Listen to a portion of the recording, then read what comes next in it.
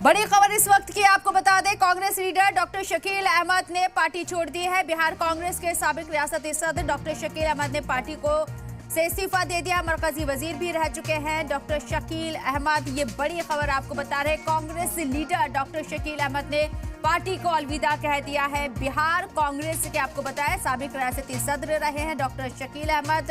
और इसके साथ साथ जब कांग्रेस की सरकार थी 2014 से पहले, तो शकील अहमद ने फिलहाल तो पार्टी से इस्तीफा दे दिया, लेकिन उस दौरान वो मरकजी वजीर भी रह चुके हैं। डॉक्टर शकील अहमद फिलहाल पार्टी को अलविदा कह चुके हैं। क्या कुछ वजह रही, क्या कुछ नाराजगी रही, ये खुलकर सामने नहीं आई अभी, लेकिन आज वोटिंग का आखिरी मरहला था। 2 फेज में बिहार में वोटिंग हुई है और आज वोटिंग खत्म होते होते डॉक्टर शकील अहमद ने पार्टी को भी बाय बाय कह दिया है, इस्तीफा दे दिया है। नाराजगी अंदर खाने पार्टी के अंदर चल रही है। जो सीनियर लीडरान है, क्या उनकी अनदेखी की जा रही है, ये देखना होगा।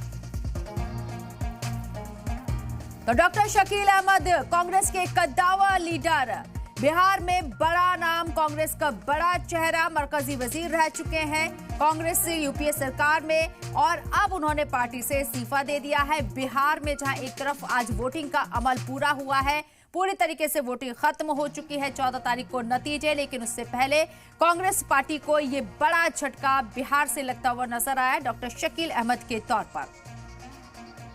मैंने लिखा है कि मैं दुखी मन से भेज रहा हूँ। ये आपस का हम लोगों का मेरी पार्टी के कुछ नेताओं का और मेरे मतभेद की वजह कर हुआ है, लेकिन मैंने ये भी लिखा है साथ में कि मैं पार्टी की नीतियों और सिद्धांतों का शुभचिंतक बना रहूँगा।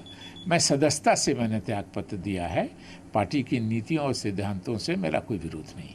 नाराज़गी ये थी, मैंने फैसला कर लिया था कि मैं त्यागपत्र दे दूंगा पार्टी से, लेकिन चुनाव के बीच में मैंने जानबूझ कर इसने नहीं दिया कि एक गलत मैसेज जाएगा। आज 6 बजे जब पोलिंग समाप्त हुई है, तो 6:05 पे मैंने अपना त्यागपत्र अपने जो राष्ट्रीय अध्यक्ष हैं मल्लिकार्जुन खड़गे जी, उनके यहाँ भिजवा दिया है।